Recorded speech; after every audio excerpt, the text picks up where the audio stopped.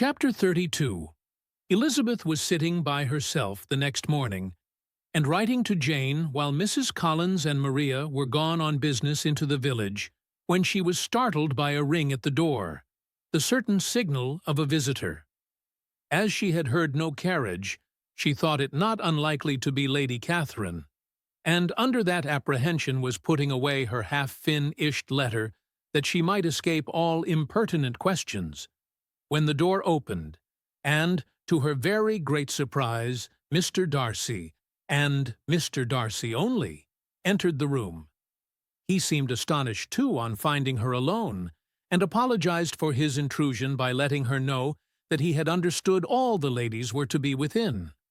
They then sat down, and when her inquiries after Rosings were made, seemed in danger of sinking into total silence. It was absolutely necessary, therefore, to think of something, and in this emergence recollecting when she had seen him last in Hertfordshire, and feeling curious to know what he would say on the subject of their hasty departure, she observed, "How very suddenly you all quitted Netherfield last November, Mr. Darcy. It must have been a most agreeable surprise to Mr. Bingley to see you all after him so soon, for, if I recollect right, he went but the day before. He and his sisters were well, I hope, when you left London?" "Perfectly so, I thank you." She found that she was to receive no other answer, and, after a short pause, added, "I think I have understood that Mr. Bingley has not much idea of ever returning to Netherfield again. I have never heard him say so, but it is probable that he may spend very little of his time there in the future. He has many friends, and is at a time of life when friends and engagements are continually increasing. If he means to be but little at Netherfield, it would be better for the neighbourhood that he should give up the place entirely, for then we might possibly get a settled family there. But perhaps Mr. Bingley did not take the house so much for the convenience of the neighbourhood as for his own, and we must expect him to keep it or quit it on the same principle." "I should not be surprised," said Darcy, "if he were to give it up as soon as any eligible purchase offers." Elizabeth made no answer. She was afraid of talking linger of his friend, and, having nothing else to say, was now determined to leave the trouble of finding a subject to him. He took the hint, and soon began with, "This seems a very comfortable house. Lady Catherine, I believe, did a great deal to it when Mr. Collins first came to Hunsford?" "I believe she did, and I am sure she could not have bestowed her kindness on a more grateful object. Mr. Collins appears to be very fortunate in his choice of a wife." "Yes, indeed, his friends may well rejoice in his having met with one of the very few sensible women who would have accepted him, or have made him happy if they had. My friend has an excellent understanding, though I am not certain that I consider her marrying Mr. Collins as the wisest thing she ever did. She seems perfectly happy, however, and in a prudential light it is certainly a very good match for her. It must be very agreeable for her to be settled within so easy a distance of her own family and friends." "An easy distance, do you call it? It is nearly 50 miles. "And what is 50 miles of good road? Little more than half a day's journey. Yes, I call it a very easy distance." "I should never have considered the distance as one of the advantages of the match," cried Elizabeth. "I should never have said Mrs. Collins was settled near her family. It is a proof of your own attachment to Hertfordshire. Anything beyond the very neighbourhood of Longbourn, I suppose, would appear far." As he spoke, there was a sort of smile which Elizabeth fancied she understood. He must be supposing her to be thinking of Jane and Netherfield, and she blushed as she answered, "I do not mean to say that a woman may not be settled too near her family.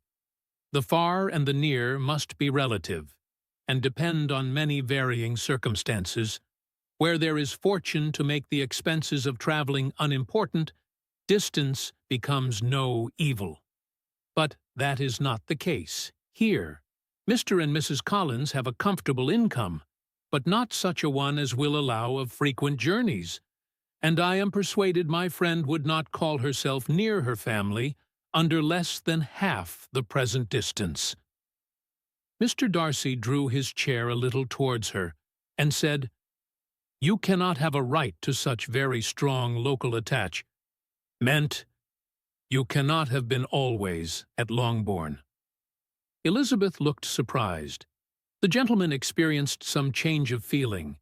He drew back his chair, took a newspaper from the table, and glancing over it said, in a colder voice, "Are you pleased with Kent?" A short dialogue on the subject of the country ensued, on either side calm and concise, and soon put an end to by the entrance of Charlotte and her sister, just returned from her walk. The tête-à-tête surprised them. Mr. Darcy related the mistake which had occasioned his intruding on Miss Bennet, and after sitting a few minutes longer without saying much to anybody, went away. "What can be the meaning of this?" said Charlotte, as soon as he was gone. "My dear Eliza, he must be in love with you, or he would never have called us in this familiar way."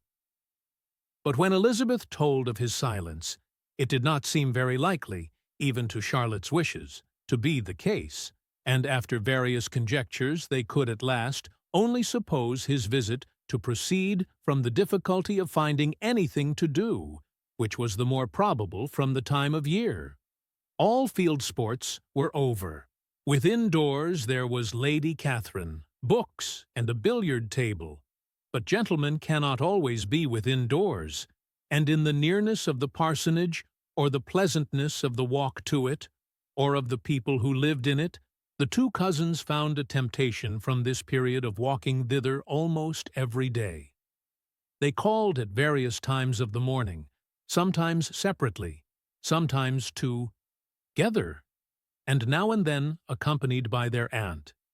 It was plain to them all that Colonel Fitzwilliam came because he had pleasure in their society, a persuasion which of course recommended him still more. And Elizabeth was reminded by her own satisfaction in being with him, as well as by his evident admiration of her former favourite George Wickham. And though, in comparing them, she saw there was less captivating softness in Colonel Fitzwilliam's manners, she believed he might have the best informed mind. But why Mr. Darcy came so often to the parsonage, it was more difficult to understand. It could not be for society, as he frequently sat there 10 minutes together without opening his lips, and when he did speak, it seemed the effect of necessity rather than of choice, a sacrifice to propriety, not a pleasure to himself. He seldom appeared really animated. Mrs. Collins knew not what to make of him. Colonel Fitzwilliam's occasionally laughing at his stupidity proved that he was generally different, which her own knowledge of him could not have told her. And as she would like to have believed this change, the effect of love, and the object of that love her friend Eliza, she set herself seriously to work to find it out. She watched him whenever they were at Rosings, and whenever he came to Hunsford, but without much success. He certainly looked at her friend a great deal, but the expression of that look was disputable.